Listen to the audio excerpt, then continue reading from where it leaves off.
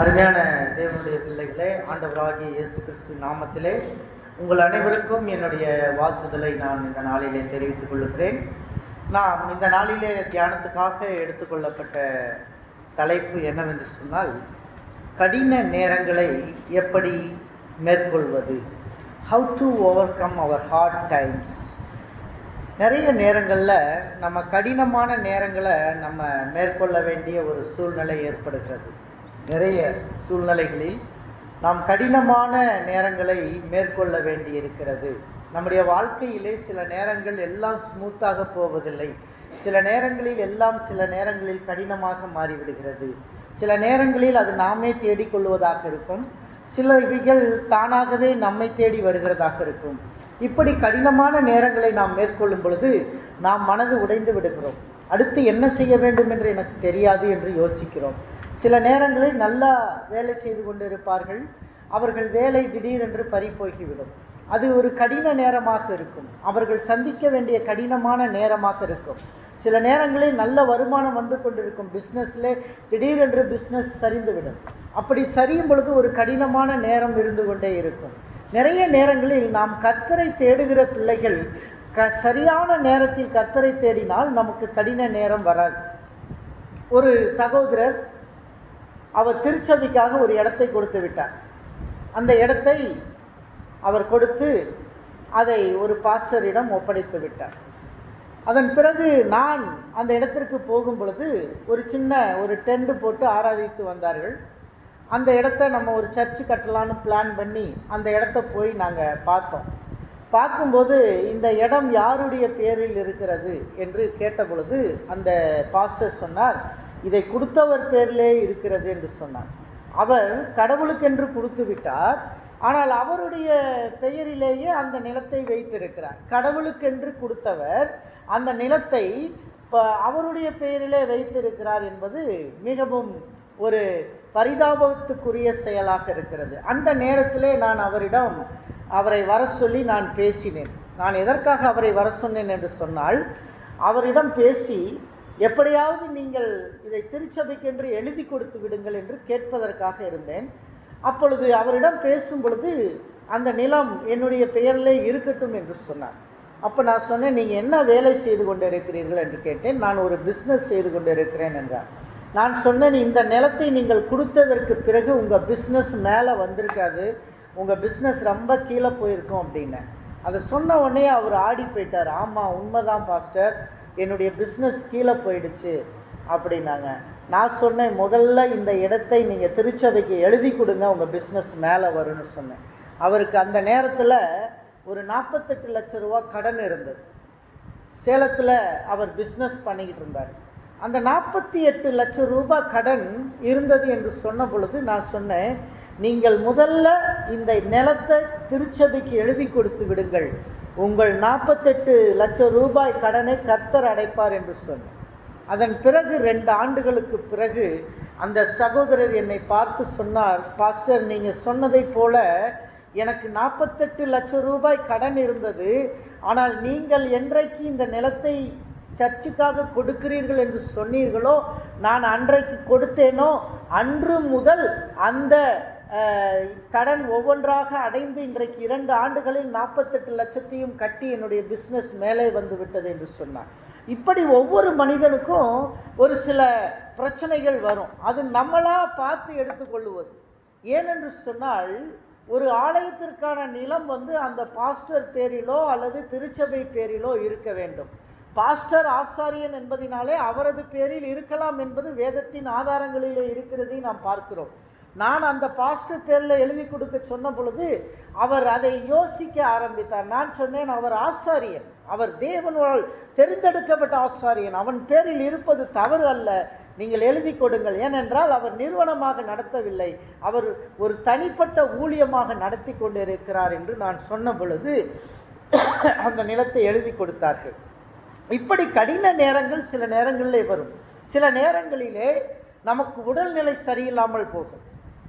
உடல் நன்றாக இருக்கும், திடீரென்று நம்முடைய ஹெல்த் பாதிக்கப்படும் பொழுது அதுக்கு ஒரு கடினமான நேரமாக இருக்கும். அந்த கடின நேரத்தில் நம்மளை சரியாக யாருக்கிட்டையும் பேச முடியாது. பேசும்போதே நமக்குள்ள ஒரு டென்ஷன் வரும். நமக்குள்ள ஒரு கோபம் வரும், நமக்குள்ள ஒரு வியாகுலம் வரும். இப்படிப்பட்ட ஒரு கடின நேரம் நமக்குள்ள வரும். நமக்குள்ள ஒருவேளை அந்த ஒரு ப்ராப்ளம், ஒரு வியாதி நம்மளை பிடித்து கொண்டு நம்மளை வாட்டிக்கொண்டே இருக்கும். அப்போஸ்தலனாகிய பவுலுக்கு மாம்சத்திலே ஒரு முள் கொடுக்கப்பட்டிருந்தது என்று அவர் எழுதுகிறார். மாம்சத்தில் என்ன முள் என்று அவர் எழுதவில்லை.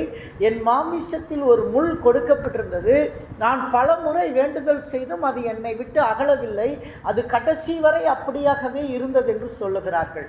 ஆகவே அருமையான தேவனுடைய பிள்ளைகளே, நிறைய நேரங்களில் நம்மை தாக்குவதற்காக சாத்தானானவன் பல வழிகளிலே அவன் நம்மை எத்தனைப்பட்டு கொண்டிருக்கிறான்.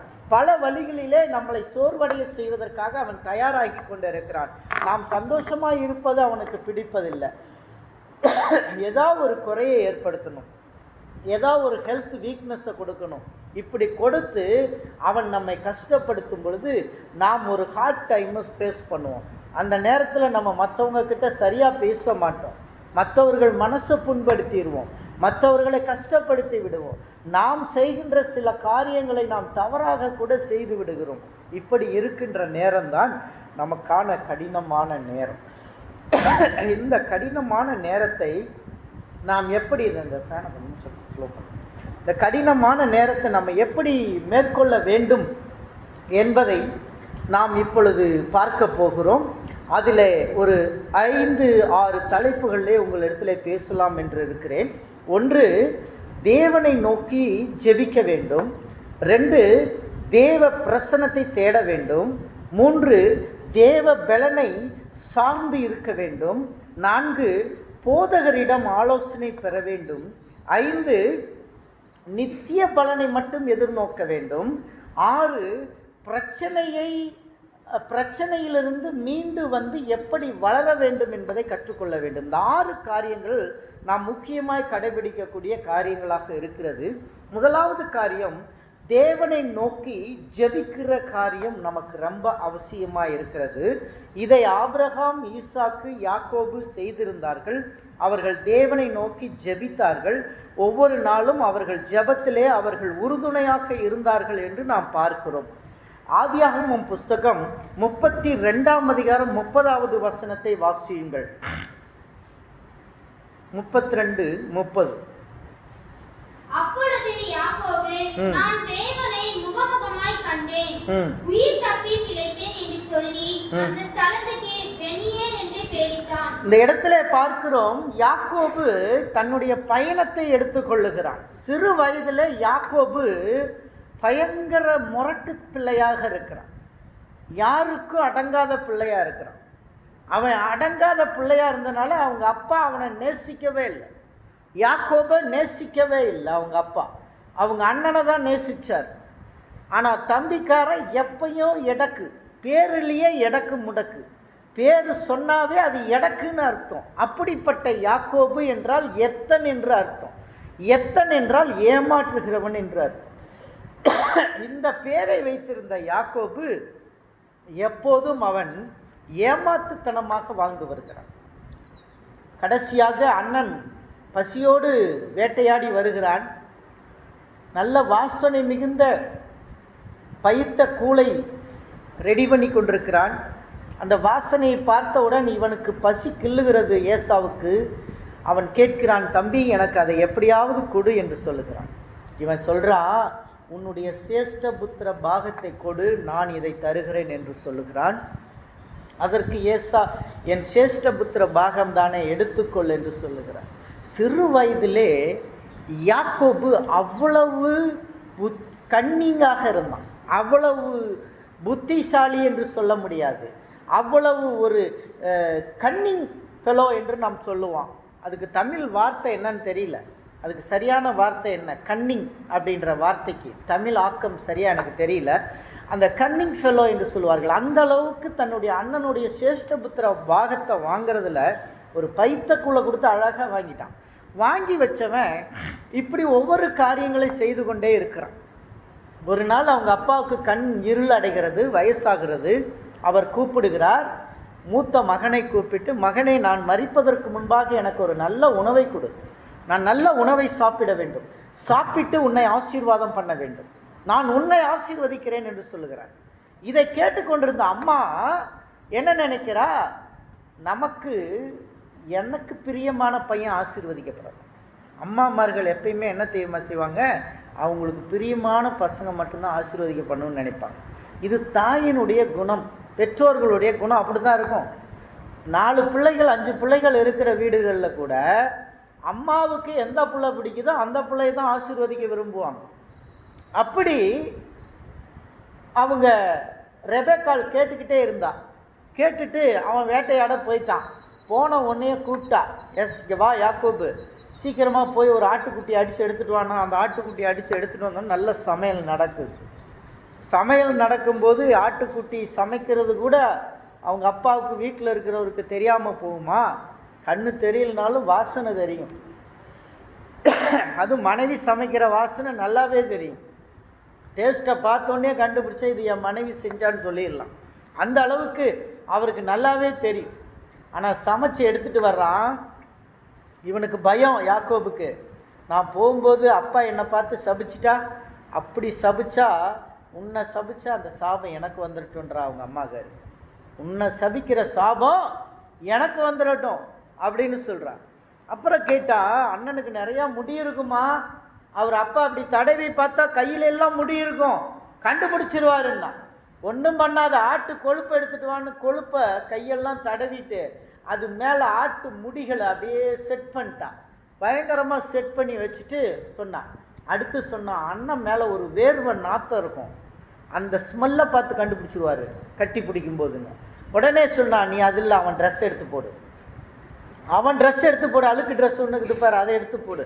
அவனுடைய அழுக்கு ட்ரெஸ் எடுத்து மாட்டிக்கிட்டு வந்தாச்சு. இதை பாருங்க, இவன் அண்ணன் ட்ரெஸ்ஸை எடுத்து போட்டு அண்ணனையே ஏமாத்துறத பாருங்க. அண்ணன் ட்ரெஸ்ஸை எடுத்து இவன் போட்டுக்கிட்டான். இந்த ட்ரெஸ்ஸை எடுத்து போட்டு அண்ணனையே ஏமாத்துறான். இது நல்லா தெரிந்து கொள்ளுங்கள். இந்த ட்ரெஸ்ஸு மாறுதல் என்பது ரொம்ப முக்கியமானது. இயேசு கிறிஸ்துனுடைய ட்ரெஸ்ஸை சிலுவையில் அவர் தொங்கிட்டு இருக்கும்போது அவரை ட்ரெஸ்ஸை ஊறிட்டாங்க. ஊறி அவர் சிலுவையில் அப்படியே தொங்கிட்டு இருக்கார். தொங்கிட்டு இருக்கும்போது இயேசு கிறிஸ்து சிலுவையில் ரத்தம் சிந்திக்கிட்டு இருக்கும்போது அவருடைய ட்ரெஸ்ஸை சீட்டு போட்டு ஒரு போர் வீரன் அந்த ட்ரெஸ்ஸை எடுத்து போட்டுக்கிட்டு ஓடுறான், இயேசுவின் ட்ரெஸ்ஸை. இதில் நம்ம பார்க்குறோம், இந்த உடைகளில் கூட கர்த்தர் பரிசுத்தத்தை எதிர்பார்க்குறத நம்ம பார்க்குறோம்.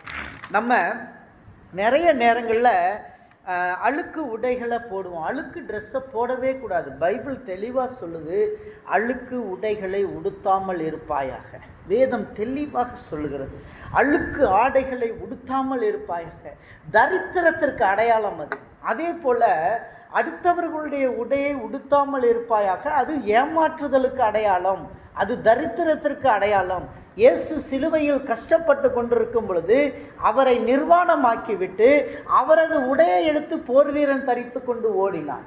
அப்படிப்பட்ட வேத வசனத்தில் நம்ம பார்க்குறோம்.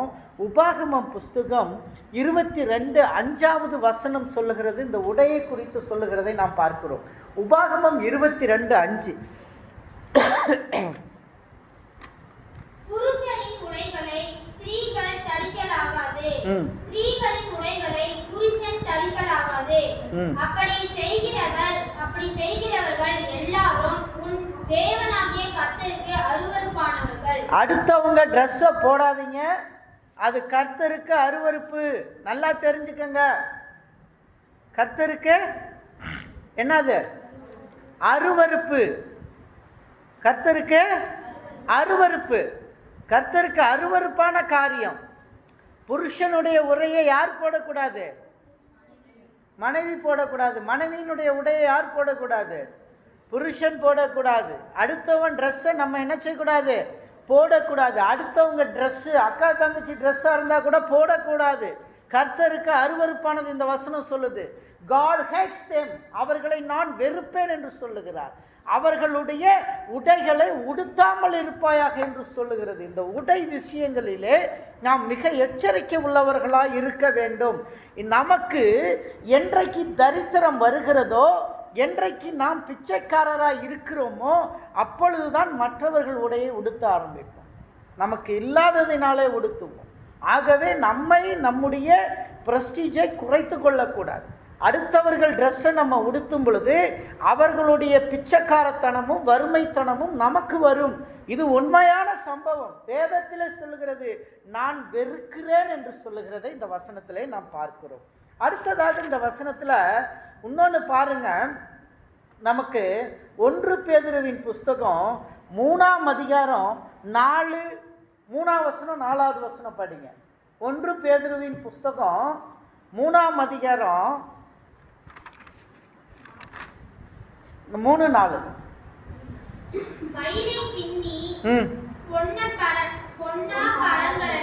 பொன்னாபரணங்களை அணிந்து உயர்ந்த வஸ்திரங்களை உடுத்திக் கொள்ளுதலாகிய புறம்பான அலங்கரிப்பு உங்களுக்கு அலங்காரமாய் இராமல் அழியாத அலங்காரமாய் இருக்கிற சாந்தமும் அமைதலும் உள்ள ஆவியாகிய இருதயத்தில் மறைந்திருக்கிற குணமே உங்களுக்கு அலங்காரமாய் இருக்க கடவுது. இந்த இடத்துல உடையின் அலங்காரத்தை முக்கியத்துவப்படுத்துவது இல்லை என்பதை நாம் பார்க்கிறோம். கிறிஸ்தவ பிள்ளைகள் இதை நாம் அறிந்து கொள்ள வேண்டும். ஆனால் யாக்கோபு என்ன செஞ்சா, அண்ணனுடைய ட்ரெஸ்ஸை மாட்டிக்கிட்டு நேராக அப்பா கிட்ட போனான். அப்பா கூப்பிட்டாரு, மகனை முத்தம் கொடுத்தாரு, எல்லாம் பண்ணாரு. அவர் ஒரே ஒரு கேள்வி கேட்டாரு, சத்தமோ யாக்கோபின் சத்தம், ரோமமோ ஏசாவின் ரோமம் அப்படின்னாரு. கடைசியா இவன் ஏமாத்திட்டான் அப்படின்னு தெரிஞ்சு கூட அவர் அந்த உணவை சாப்பிட்டுட்டு அவனை ஆசீர்வதித்தார். யாக்கோபை என்ன செஞ்சாரு? ஆசீர்வதித்தார். இவன் அங்கேருந்தும் போயிட்டான். அதுக்கப்புறம் அவங்க அண்ணன் வந்தான், அந்த ஆசீர்வாதம் அண்ணனுக்கு கிடைக்கல. அண்ணன் தம்பி மேலே கோபமாயிட்டான். அதுக்கப்புறம் அவங்க அம்மா என்ன செஞ்சா, நீ நேராக நம்ம மாமா வீட்டுக்கு போய்ட்றா, மாமா உன்னை காப்பாற்றிடுவார், நீ நேராக மாமா கிட்ட போன்னு சொல்லி அனுப்பிவிட்டாங்க அவங்க அம்மா. இவன் நேராக மாமா கிட்ட போனான். மாமா கிட்ட போகும்போது மாமா வீட்டில் மாமாவையே ஏமாற்றுவான். அவனுடைய வரலாறை பார்த்தீங்கன்னா மாமாவை ஏமாற்றுவான். மாமாவுக்கு கொடுக்கக்கூடிய அந்த வஸ்து பொருட்களில் கூட இவனுக்கான ஆடுகளை ஏமாத்துகிற வழியில், குறுக்கு வழியிலே எல்லாத்தையும் சம்பாதிப்பான். எல்லாம் சம்பாதிச்சதுக்கு பிறகு மூத்த மக இருக்கும்போதே 2வது மகளை லவ் பண்ணி கல்யாணம் பண்ண முயற்சி செய்வான். மாமா அவனை ஏமாற்றுவாங்க. மாமா அவனை ஏமாற்றி கடைசியில் முடிவில் 2 மனைவி ஆக்கப்பட்டு 2 மனைவி 2 மறுமனையாட்டியோட 2 பரிவாரங்களோட போனது 1 பரிவாரம், வந்தது 2 பரிவாரமாக இப்படி பரிவாரங்களோடு அவன் புறப்பட்டு வந்ததை நம்ம வேத வசனத்தில் நம்ம பார்க்குறோம். ஆனால் தேவனை நோக்கி காத்திருக்க வேண்டும். இந்த பெனியல் என்ற இடத்துல நீங்கள் வாசித்த இந்த பகுதியில் இவங்க ரிட்டர்ன் வரும்போது யாக்கோபு பெனியல்ல இவன் தரித்து நிற்கிறான், தனியாக நிற்கிறான். பெனியல்ல தனிமையாக நின்று ஜெபிச்சுட்டு இருக்கும்போது தேவ தூதனோட சண்டை போடுறதை பார்க்குறோம். இவனுடைய போராட்ட கோணம் மாறலை. யார் முன்னாடி நடக்குது? தேவனுக்கு முன்னாடி. அப்பா முன்னாடி போராட்டம், அண்ணன் முன்னாடி போராட்டம், மாமன் முன்னாடி போராட்டம். இதெல்லாம் ஓவர் கம் பண்ணி வந்தாச்சு. ஆனாலும் குணங்கள் மாற்றப்படலை. கடைசியாக தேவ தூதன் முன்னாடி போராட்டம். தேவ தூதன் என்ன செஞ்சா? தொடை சந்த தொடையை பிடிச்சி ஒரு அடி அடித்தார். அடித்த வேகத்தில் இவனுக்கு கை காலில் ஒரு பக்கம் ஊனமாக போச்சு, ஒரு பக்கம் நடக்க முடியல. நொண்டி நடந்தான். கடைசி வரை நொண்டி நடந்தான். அதனால தான் யூத ஆர்த்தோடாக்ஸ் சபையார், ஜூட்ஸ் ஆர்த்தோடாக்ஸ் என்ன பண்ணுவாங்க, இன்றைக்கும் ஆட்டுக்குட்டியை மட்டன் அடித்தாங்கன்னா மட்டனுடைய அந்த தொடைசந்து நரம்பை சாப்பிட மாட்டாங்க. தொடைசந்து நரம்பு பகுதியை சாப்பிட மாட்டாங்க.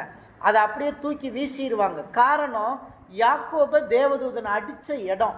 அதை நினைவு கூறும்படியாக இன்றைக்கும் ஜூஸ் ஆர்த்தோடாக்ஸ் சர்ச் சபையார் அந்த பகுதியை அவங்க சாப்பிட மாட்டாங்க. இப்படி தேவனோடு நிற்கும் பொழுது கூட அவன் தன்னுடைய போராட்டத்தை அவன் வெளிப்படுத்தினதை பார்க்கிறோம். நம்ம சில நேரங்களில் இப்படி நம்ம கேரக்டர் மாறாததுனால யாக்கோபை போல பல போராட்டங்களை நம்ம ஃபேஸ் பண்ணிக்கிட்டே இருப்போம் லைஃப்பில். கொலம்பஸ் அவர் இந்தியாவுக்கு கடல் வழியை கண்டுபிடிக்கிறதுக்காக வந்தார். அவர் வரும்போது கொலம்பஸ்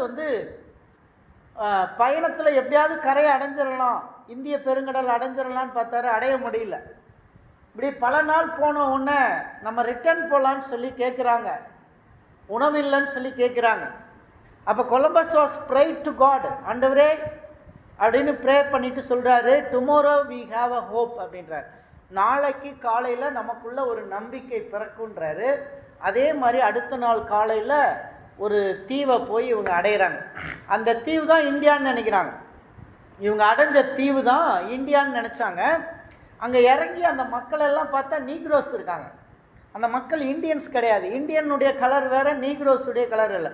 அந்த மக்கள் நீக்ரோஸாக இருக்காங்க. அப்போ அந்த மக்கள் பார்த்த உடனே அந்த இடத்துக்கு இது இந்தியா இல்லை, இந்த இடம் பிளாக் இண்டியன்ஸ் இருக்காங்க, அதனால அந்த இடத்துக்கு வெஸ்ட் இண்டீஸ் என்று பேர் வைத்தார். வெஸ்ட் இண்டீஸ் என்று பேர் வைத்தார் கொலம்பஸ். அவர் கொலம்பஸனுடைய கடைசி ஜெபத்தில் வி ஹேவ் ஹோப் ஆன் டுமாரோன்னும் போது அங்கே நம்பிக்கை கிடைச்சிது. அது மாதிரி நமக்கு எப்பொழுதும் ஒரு பிரச்சனை வரும்போது நம்ம ஜெபிக்கணும், ஜெபத்தின் மேலே நம்பிக்கை வைக்கணும், அந்த நம்பிக்கையை கர்த்தர் பேரில் வைக்கணும்.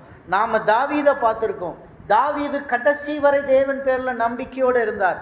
தானியேலை பார்த்துருக்கோம், கடைசி வரை ஜெபத்தில் உறுதியாக தேவனை சார்ந்து ஜெபித்து கொண்டே இருந்தார். தானியேல் சிங்க கெபியில் போட்ட பொழுதும் ஜெபித்து கொண்டிருந்தார்.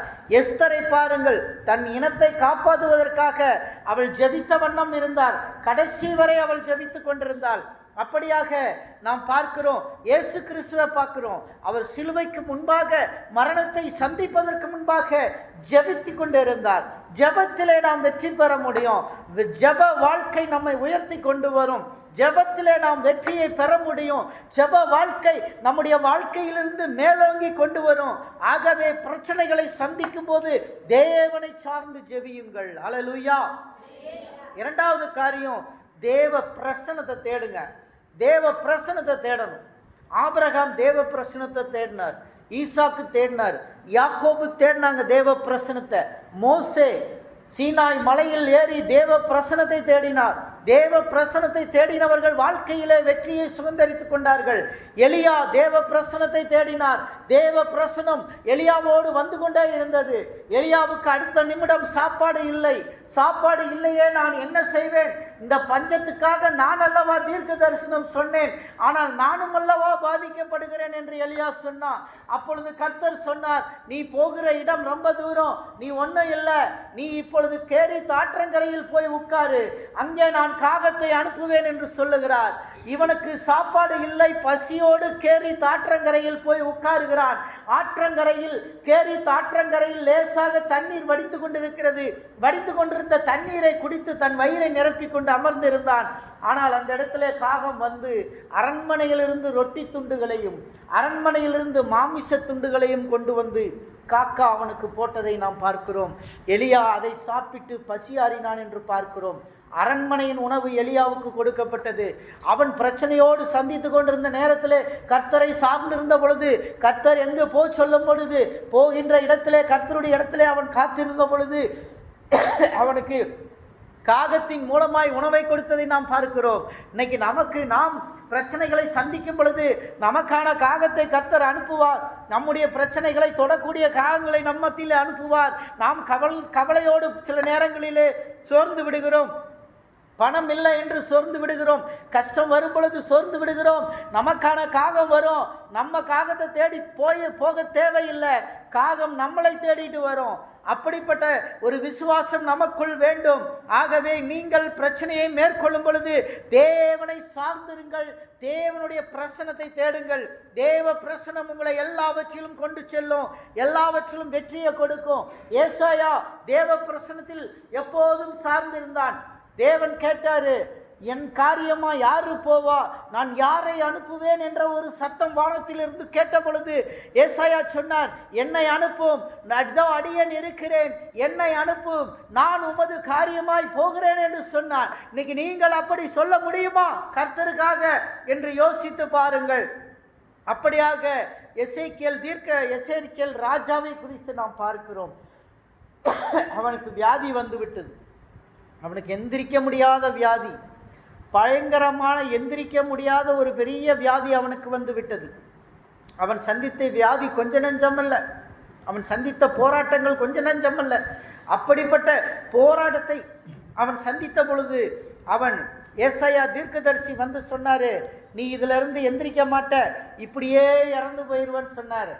சொல்லிட்டு அவர் அரண்மனையினுடைய கேட்டை தாண்ட கூட இல்லை, இவன் அப்படியே படுத்த படுக்கையில் இருந்து செவுத்து பக்கமா திரும்பி தன்னுடைய 2 கையையும் கூப்பி, ஆண்டவரே உம்முடைய பிரசனத்தால என்னை காப்பாற்றும், என்னை விடுதலை செய்யும் என்று கேட்டுக்கொண்ட நிமிஷத்திலே கர்த்தர் சொன்னார், நீ கேட்டை தாண்டக்கூடாது, திரும்பி போ, எசேக்கியேலுக்கு 15 வருடம் உன் ஆயுசுகளை கூட்டுவேன் என்று சொல் என்றார். அப்படியே ஏசாயா திரும்பி வந்தார். யாரை நீ மரிப்பாய் என்று சொன்னாரோ அதே மனிதனை திரும்பி வந்து என்ன சொல்லுகிறார், உன்னை 15 ஆண்டுகள் உயிர்ப்பிப்பேன் என்று சொல்லுகிறார். அல்லேலூயா, அல்லேலூயா. தேவனை சார்ந்தவர்களுக்கு தேவன் விடுதலையை கொடுக்கிறார். 3வது காரியம், தேவ பலனை சார்ந்து இருப்பது. தேவனுடைய பலனை சார்ந்து இருப்பது. யாத்ராகமம் புஸ்தகம் 33:15 வாசியுங்கள். யாத்ராகமம் 33:15. அப்பொழுது அவன் அவரை நோக்கி, உம்முடைய சமூகம் என்னோட கூட சொல்லாமல் போனால் எங்களை இவ்விடத்தில் இருந்து கொண்டு போக விடும். அல்லேலூயா. பாருங்கள், தேவனுடைய சமூகம் தான் நம்மளை கொண்டு போகும். எங்க கொண்டு போனாலும் தேவ சமூகத்தை தேடுங்க. தேவ சமூகம் இல்லைன்னா ஒன்றும் இல்லை. தேவ சமூகம் இருந்தால் தான் நம்ம இங்கே நிற்க முடியும். தேவ சமூகம் இருந்தால் தான் நீங்கள் இங்கே உட்கார முடியும். தேவ சமூகம் இல்லைன்னா ஒன்றும் இல்லை. அடுத்து பாருங்க, ஏசாயா 6ஆம் அதிகாரம் 8வது வசனத்தை வாசிங்க. ஏசாயா 6ஆம் அதிகாரம் 8வது வசனம்.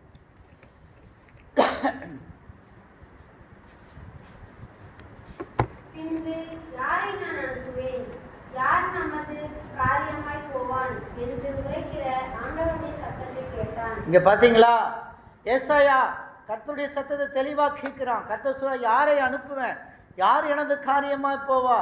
அப்ப கர்த்தர்ட்ட ஏசாயா சொன்னாரு, என்னை அனுப்பும், இதோ அடியேன் இருக்கிறேன், என்னை அனுப்பும், உமது காரியமாய் போகிறேன். அல்லேலூயா, அல்லேலூயா. அருமையான தேவனுடைய பிள்ளைகளே, நீங்கள் நிறைய நேரங்களில் பிரச்சனைகளை சந்திக்கும் பொழுது போதகரிடம் ஆலோசனை பெறுங்கள். போதகரிடம், பாஸ்டர்கிட்ட போய் ஆலோசனை பெறுங்க. உங்களுடைய ஸ்பிரிச்சுவல் லீடர்ஸ் கிட்ட போய் ஆலோசனை வாங்குங்க. எபிரேயரின் புஸ்தகம் 13ஆம் அதிகாரம் 17வது வசனத்தை வாசியுங்கள். எபிரேயர் 13:17வது வசனத்தை வாசியுங்கள். 13:17. உங்களை நடத்துகிறவர்கள் உங்கள் ஆத்துமாக்களுக்காக உத்தரவாதம் பண்ணுகிறவர்களாய் விழித்திருக்கிறவர்களானபடியால் அவர்கள் துக்கத்தோடே அல்ல சந்தோஷத்தோடே அதை செய்யும்படி அவர்களுக்கு கீழ்ப்படிந்து அடங்குங்கள். இங்க பாருங்கள், யார் உங்களுக்கு போதகர்களாக இருக்கிறார்களோ, உங்களுக்கு மேலே ஆவிக்குரிய அதிகாரத்தில் இருக்கிறார்களோ, உங்கள் ஹாஸ்டல்ல யார் ஆவிக்குரிய அதிகாரத்தில் இருக்கிறார்களோ அவர்களுக்கு அடங்கி கீழ்ப்படிந்து அடங்கியிருங்கள் என்று சொல்லுகிறது வேதவசனம். கீழ்ப்படிஞ்சு அடங்கி இருங்க, கீழ்ப்படிஞ்சு அடங்கி இருங்கன்னு சொல்லுது. இது ரொம்ப முக்கியமான வார்த்தை. ஆகவே நாம் என்ன செய்யணும், ஆலோசனைகளை பெறணும். 1 தீமோத்தேயின் புஸ்தகம் 5ஆம் அதிகாரம் 17வது வசனத்தை வாசியுங்கள். நன்றாய் விசாரணை செய்கிற மூப்பர்களை விசேஷமாக திருவசனத்தினாலும் உபதேசத்திலும் பிரயாசப்படுகிறவர்களை இரட்டிப்பான கனத்திற்கு பாத்திரமாக எண்ண வேண்டும். பாருங்க, கர்த்தர் என்ன சொல்றாரு, இப்படியாக நீங்க என்ன செய்யணும், ஆலோசனைய பெற்றுக்கொள்ளணும். யோசுவா 1:9. யோசுவா 1:9.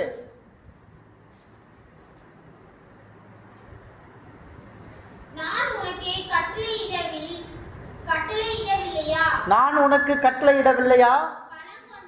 பலன் கொண்டு திடமனதாய் இரு, திகையாதே, கலங்காதே.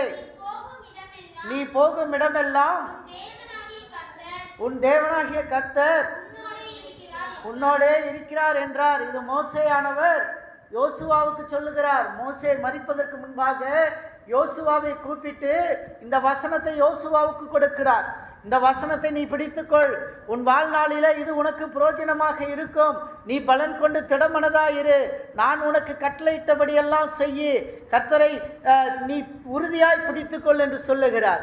என் தந்தை மரிப்பதற்கு முன்பாக திடீரென்று சொல்லி ஒரு நாள் காலை எனக்கு ஃபோன் செய்தார், தொலைபேசி செய்து, நீ பைபிளை எடுத்துக்கொள் என்று சொன்னார். நான் வேத புஸ்தகத்தை எடுத்த பொழுது அவர் சொன்னார், யோசுவா 1:9 வசனத்தை வாசி, கர்த்தர் உனக்காக கொடுக்கிறார், எனது ஜீவன் ஒருவேளை இந்த உலகத்தை விட்டு போனாலும் நீ இந்த வசனத்தை பிடித்துக்கொள் என்று சொன்னார். அந்த நேரத்தில் என் மனைவியும் பக்கத்தில் இருந்தாங்க. நான் சொல்றது பொய் கிடையாது. எங்கள் அப்பா எனக்கு கூப்பிட்டு சொன்ன வார்த்தை, யோசுவா 1:9 வசனத்தை வாசி, இந்த வசனம் தான் கர்த்தர் உனக்காக கொடுக்கிறார், உன் வாழ்நாளில் எல்லாம் அதை எடுத்துக்கொள், உன் வாழ்நாளை உயர்த்துவதற்கு இந்த வசனம் தான் முடியும் என்று அவர் சொன்னார். அதை நான் அப்படியே ஏற்றுக்கொண்டேன். அதே போல தேவனுடைய பிள்ளைகளே, நீங்கள் எப்போதும் தேவனை சார்ந்து பெரியவர்களுடைய ஆலோசனைக்கு மதியுங்கள், பெரியவர்கள் சொல்லுகிறதுக்கு கீழ்ப்படியுங்கள். கீழ்ப்படியும் போது தேவன் உங்களை உயர்த்துவார். அவர்கள் கடிந்து கொள்ளுதல் நமக்கு சில நேரங்களில் கஷ்டமாக இருக்கும். ஆனால் அந்த கஷ்டம் என்பதை நாம் ஏற்றுக்கொள்ளும் பொழுது நாம் நித்திய பலனை அடைவோம். அல்லேலூயா, அல்லேலூயா. உன்னுடைய அப்பாவோ உன்னுடைய வயதுக்கு பெரியவர்களோ நீ தவறு செய்யும் போது, உன்னை திட்டும் பொழுது, உன்னிடத்தில் கேள்வி கேட்கும் பொழுது உனக்கு கஷ்டமாக இருக்கும், உன் மனது உடைந்து விடுவதை போல இருக்கும். ஆனால் அது உன்னை ஆரோக்கியப்படுத்தும் என்று நீதிமொழிகளிலே சொல்லுகிறது. உன் மனதிற்கு அது ஆரோக்கியம். சிறு பிராயத்திலே நீ எடுத்துக்கொள்ளுகிற காரியம் உன்னுடைய வயதான பிராயத்திலும் நீ விடாமல் பற்றி இருப்பாய். அப்பொழுது உன் ஒழுக்கம் மேம்படும் என்று வேதவசனம் சொல்லுகிறதை நாம் பார்க்கிறோம். ஆகவே அருமையான தேவனுடைய பிள்ளைகளே, இதை நீங்கள் அறிந்து போதகர்களின் ஆலோசனைகளை நீங்கள் எப்போதும் கேட்டு நடக்க வேண்டும். அடுத்ததாக 5வது காரியம், நித்திய பலனை எதிர்நோக்க வேண்டும். நமக்கு இருக்கிற ஒரே பலன் பரலோகம்தான்.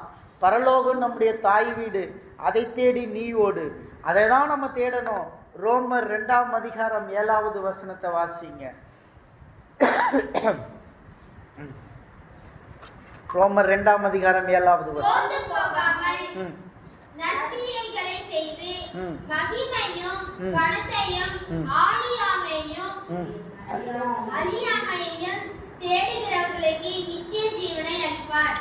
பாருங்க, ஆண்டவர் என்ன செய்வாரு? சோர்ந்து போகிறவங்களுக்கு, கர்த்தரையே உண்மையா தேடுறவங்களுக்கு என்னத்தை கொடுப்பாரு? நித்திய ஜீவன்.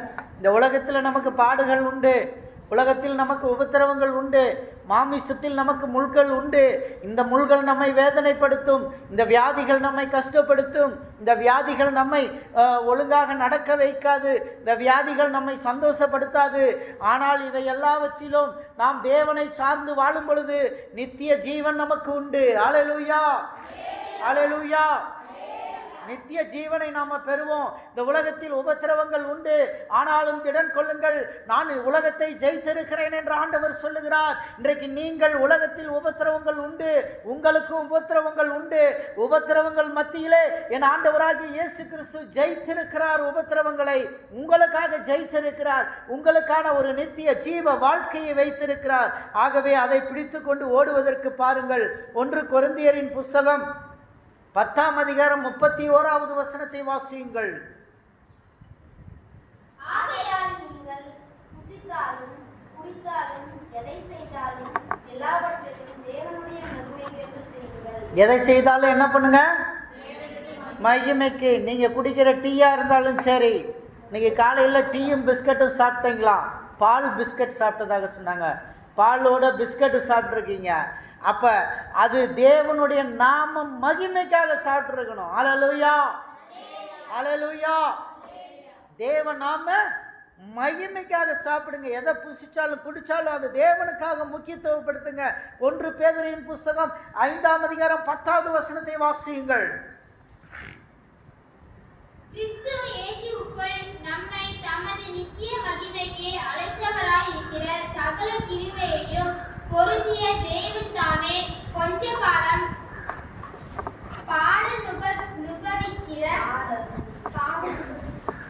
காலம் பாட அனுபவிக்கிற உங்களை சீர்படுத்தி ஸ்திரப்படுத்தி பலப்படுத்தி நிலைநிறுத்துவாராக.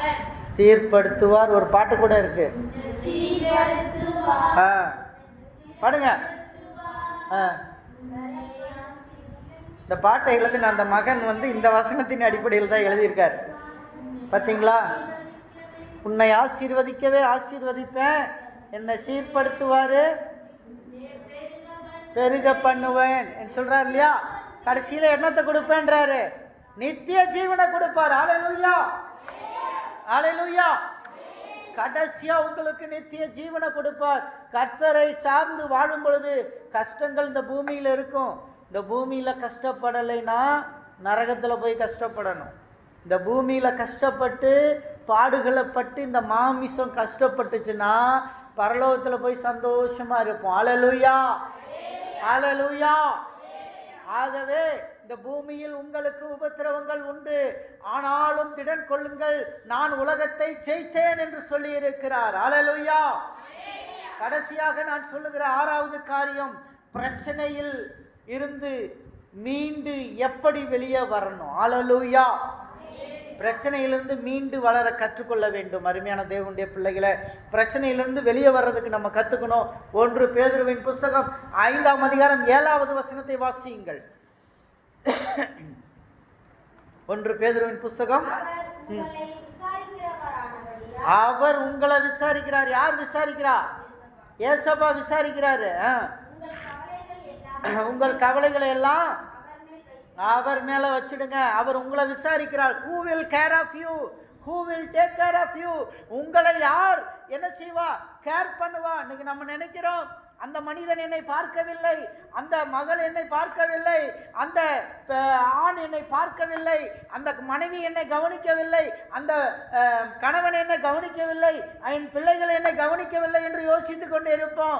உங்களை கவனிக்க ஏசப்பா இருக்காரு. ஹல்லேலூயா, ஹல்லேலூயா. உங்களை கவனிக்க ஏசப்பா இருக்காரு. அவர் சொல்றாரு, நான் உன்னை விசாரிப்பேன்.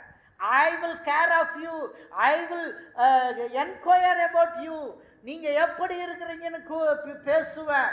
நீங்க நல்லா இருக்கீங்களான்னு கேட்பேன். நான் கேட்டுக்குவேன்னு சொல்றாரு. ஏசப்பா கேட்பாரு. அவர் உங்களை விசாரிக்கிறவரானபடியினால் உங்கள் கவலையெல்லாம் யார் மேல வச்சிருங்க? ஏசப்பா மேல வச்சிருங்க. அருமையான தேவனுடைய பிள்ளையே, இந்த செய்தியை கேட்டுக்கொண்டிருக்கிற தேவ பிள்ளையே, நீ ஒருவேளை கவலையோடும் கண்ணீரோடும் இருந்தால், எனக்கு அதிலிருந்து மீண்டு வரவில்லையே என்று நினைக்கிறாய்.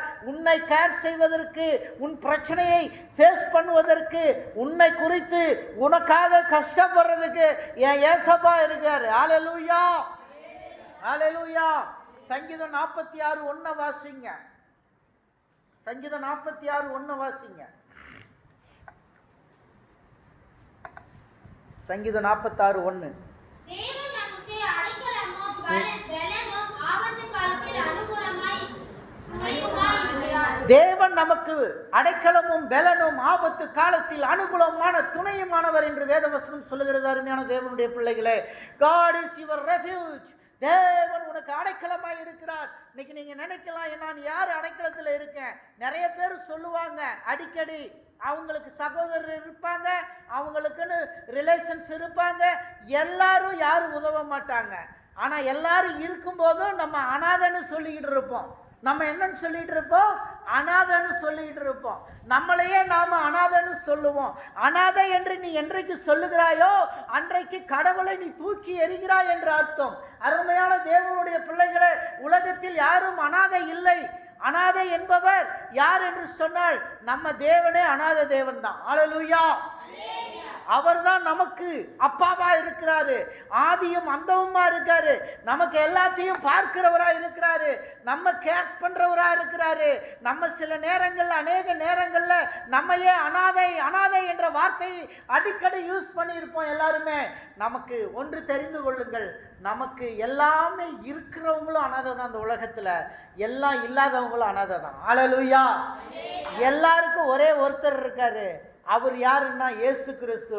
இயேசு கிறிஸ்து மேல உன்னுடைய அஸ்திபாரத்தை கட்டி இருந்தா நீ அனாதை என்ற வார்த்தையை சொல்ல மாட்டே, நான் இயேசுவின் பிள்ளை என்று சொல்லுவேன். ஹல்லேலூயா, இனிமேல் இதை கேட்டுக்கொண்டிருக்கிற சகோதரனே, சகோதரியே, ஒருவேளை நீ உன்னை அனாதை என்று நீ சொல்லிக்கொண்டு இருந்திருந்தால் உன்னை நீ மாற்றிக்கொண்டு இனி நான் இயேசுவின் பிள்ளை என்று சொல்லு. இயேசுவின் பிள்ளை என்று நீ சொல்லும் பொழுது கர்த்தர் உன் பிரச்சனையிலிருந்து மீண்டும் வெளியே வருவதற்கு உதவி செய்கிறார். உன் பிரச்சனையிலிருந்து நீ வெளியே வந்து விடுவாய். ஆகவே யோவான் 16:33 வசனத்தை படியுங்கள். யோவான் 16:33. என்னிடத்தில் உங்களுக்கு சமாதானம் உண்டாயிருக்கும் பொருட்டு இவைகளை உங்களுக்கு சொல்கிறேன். அல்லேலூயா. கர்த்தர் நமக்கு சமாதானத்தை கொடுக்கக்கூடியவர். நம்முடைய பிரச்சனை மீண்டு வரும் பொழுது, பிரச்சனையை நாம் சந்தித்துக் கொண்டு இருக்கும் பொழுது, he will give a peace to your heart. உன் இருதயத்துக்குள்ள ஒரு சமாதானத்தை கொடுப்பாரு. இன்னைக்கு ஒருவேளை சமாதானம் இல்லாமல் தவித்துக் கொண்டிருக்கிற நீங்கள் இருதயத்துக்குள்ள சமாதானத்தை பெற்றுக்கொள்ளுங்க. ஏசப்பாவோட ஆணித்தரமான ஒரு உறவை ஏற்படுத்திக்கங்க. உங்களுக்கும் இயேசுவுக்கும் ஒரு உறவை ஏற்படுத்திக்கங்க. அந்த உறவில் நிலைத்திருங்க. நீங்க நிலைச்சிருக்கும் போது அந்த உறவு உங்களுக்குள்ள இருந்து தேவனோடு உறவாடும் பொழுது நீங்கள் அனாதை இல்லை. அல்லேலூயா. உங்களை அவர் பார்த்துக்குவாரு. He will take care of you. He will guide you. Whatever you want, He will guide you. He will take care of you. இன்றைக்கும் அருமையான தேவனுடைய பிள்ளைகளே, நான் நிறைய நேரங்களில் எதுக்காகவும் கவலைப்படுறதில்லை. தேவன் சொல்லுவார் சில நேரங்களில், மகனே நீ கவலைப்படாத நான் இருக்கேன்னுவார். நீ கவலைப்படாத நான் இருக்கேன்னுவார். அவரை நான் நம்பி ஓடிக்கொண்டே இருக்கிறேன். நான் இந்த ஊருக்கு வரும் பொழுது, நான் வந்து ஊழியங்கள் செய்யும் பொழுது, ஒரு முறை காந்தாக்கா என்னிடம் ஒரு கேள்வி கேட்டார்கள். நீங்கள் திருமணமான உங்கள் குழந்தை உங்கள் பிள்ளைகளை எல்லாம் காப்பாற்றுறதுக்கு என்ன பண்ணுவீங்கன்னு கேட்டாங்க. இன்னைக்கு சொல்கிறேன், ஏசப்பா தான் என்னை காப்பாற்றிருக்காரு. அல்லேலூயா, அல்லேலூயா. அக்காவுக்கு கவலை, பாவம் தம்பி என்ன பண்ணுவான், என்ன பண்ணுவாருன்னு கவலை. குடும்பம் வந்தால் பிள்ளைகள்லாம் என்ன பண்ணுவாங்கன்னு கவலை. அக்கா கிட்ட சொன்ன எல்லாம் ஏசப்பா பார்த்துக்குவார். இன்னைக்கு ஏசப்பா தான் பார்த்துருக்காரு. அல்லேலூயா. நீங்கள் இயேசுவை நம்புங்க. இயேசுவை மட்டும் நம்புங்க.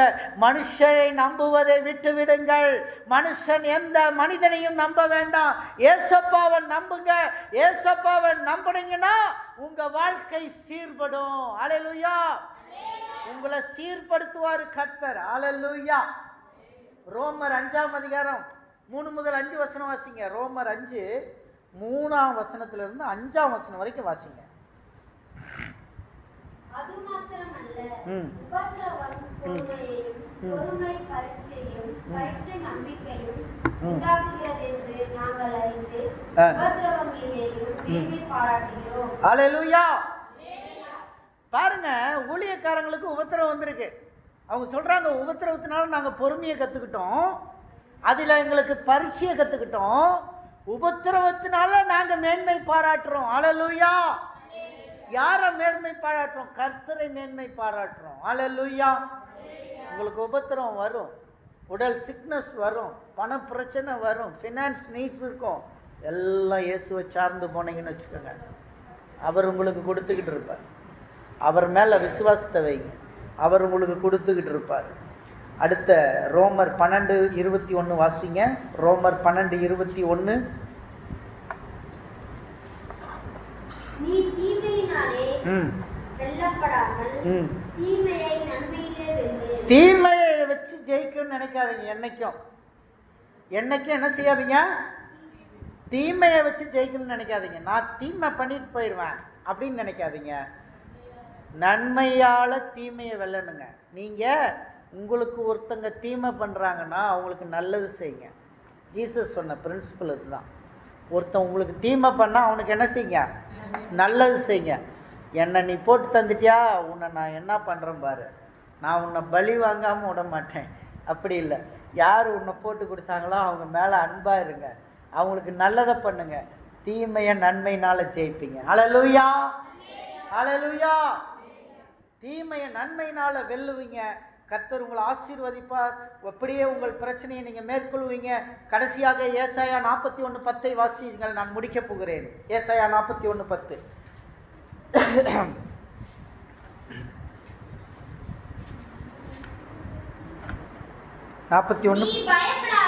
நீ பயப்படாதே, நான் உன்னுடனே இருக்கிறேன். திகையாதே, நான் உன் தேவன், நான் உன்னை பலப்படுத்தி உனக்கு சகாயம் பண்ணுவேன். என் நீதியின் வலது கரத்தினால் உன்னை தாங்குவேன். அல்லேலூயா, அல்லேலூயா. இதை நீங்கள் இந்த வசனத்தை பிடித்துக் கொள்ளுங்கள். பிரச்சனையோடு சந்திக்கும் பொழுது இந்த வசனத்தை சொல்லி ஜெபம் பண்ணுங்க. மறுபடியும் அந்த வசனத்தை எல்லாரும் வாசிப்போம், எல்லாரும் வாசிப்போம்.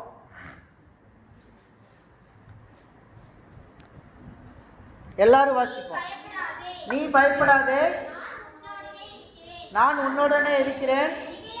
திகையாதே, நான் உன் தேவன், நான் உன்னை பலப்படுத்தி உனக்கு சகாயம் பண்ணுவேன். என் நீதியின் வலது கரத்தினால் உன்னை தாங்குவேன். உன்னை தாங்குறவர், உன்னை தப்புவிப்பவர், உன்னை கனப்படுத்துகிறவர். அல்லேலூயா, அல்லேலூயா. அருமையான தேவனுடைய பிள்ளைகளே, கடின நேரங்களை நீங்க சந்திக்கும் பொழுது நீங்க மேற்கொள்ள வேண்டிய 6 வழிகளை இந்த நாளிலே உங்கள் மத்தியிலே பேசி இருக்கிறேன்.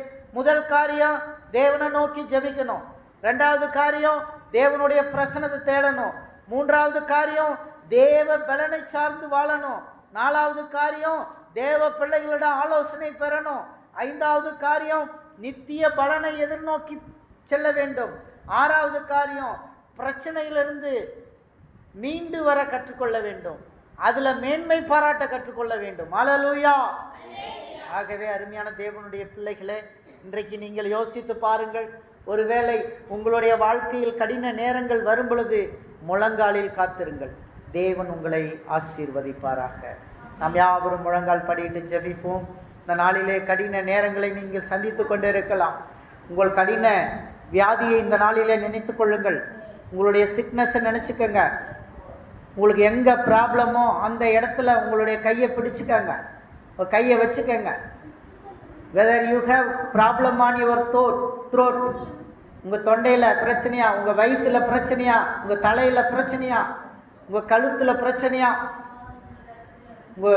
உங்கள் கையை, வலது கையை வைங்க. Put your right hands. இன்னைக்கு நான் ஜெபிக்க போகிறேன். அன்பின் கர்த்தாவே, துதிக்கிறோம், சோத்தரிக்கிறேன். வலது கையை வைத்திருக்கிற பிள்ளைகளுடைய பிரச்சனைக்காக நான் ஜெபிக்கிறேன். இந்த பிள்ளைகள் எங்கு பிரச்சனை இருந்தாலும் இப்பொழுதே இயேசுவின் நாமத்தில் இந்த பிரச்சனை விடுதலையாகட்டும். பண பிரச்சனையாக இருந்தால் அவங்களுடைய மணி பர்ஸ், அவங்களுடைய பேக்கெட், அவங்களுடைய பர்ஸ், பேங்க் பேலன்ஸை நான் இப்போ கை வைக்கிறேன். இப்போ நிறையட்டும். பேங்க் பேலன்ஸில் எதுவும் குறைவில்லாமல் நிறையட்டும் இயேசுவின் நாமத்தில். கர்த்தர் அதை நிரப்பும்படியாக நான் ஜெபிக்கிறேன். ஆண்டவரே, இந்த நாளில் வியாதியோடு இருக்கிற பிள்ளைகள், sinus problem, throat infection, chest pain, stomach pain, எல்லா வலிகளும், முட்டி வலிகள், வேதனைகள், இடுப்பு வலி, கைகால் வலி எல்லாம் வெளியேறட்டும் இயேசுவின் நாமத்தில். ரைட் நவ் பிரச்சனைகள் தீரட்டும் இயேசுவின் நாமத்தில். ஆண்டவரே, இந்த நாளில் வேலை இல்லாமல் இருக்கிற இளைஞர்கள், வேலை இல்லாத இருக்கிற பிள்ளைகள், பாடுகளோடு படிப்பு வரலையே என்று தவிக்கிற பிள்ளைகள், நல்ல மார்க் வரலையே என்று தவிக்கிற பிள்ளைகள், ஸ்கூல் ஃபீஸ் கட்ட முடியாமல், காலேஜ் ஃபீஸ் கட்ட முடியாமல் தவிக்கிற பிள்ளைகளுக்கு எல்லாம் தேவன் சந்திக்கும்படியாக நான் ஜெபிக்கிறேன். இயேசுவின் நாமத்தில் அவையெல்லாம் சந்திக்கப்படணும். இன்னும் பிள்ளைகளுக்கு உடை, உணவு தேவைகள் நிறைய இருக்கிறது. அவர்கள் தேவைகள் சந்திக்கப்பட உதவி செய்யும்படியாக நான் ஜெபிக்கிறேன். கர்த்தர் அதை சந்தித்து ஏற்ற நேரத்தில் வழிநடத்தும்படியாக ஜெபிக்கிறேன். நசரேயனாகிய இயேசு கிறிஸ்துவின் நாமத்தில் வேண்டிக் கொள்கிறேன் பரமபிதாவே. என் ஆத்துமாவே கர்த்தரை ஸ்தோத்திரி, என் முழு உள்ளமே பரிசுத்த நாமத்தை ஸ்தோத்திரி. என் ஆத்துமாவே கர்த்தரை ஸ்தோத்திரி, கர்த்தர் செய்த சகல உபகாரங்களையும் மறவாதே. ஆமீன். நம்முடைய கர்த்தராகிய இயேசு கிறிஸ்துவின் கிருபை, பிதாவாகிய தேவனுடைய அன்பு, பரிசுத்த ஆவியானுடைய அந்யோன்ய ஐக்கியமும் சந்தோஷமும் சமாதானமும் நம் அனைவரோடும் இன்றும் என்றும் சதா காலங்களிலும் நிலைத்திருப்பதாக. அல்லேலூயா, அல்லேலூயா, அல்லேலூயா. கர்த்தருக்கு ஸ்தோத்திரம், கர்த்தருக்கு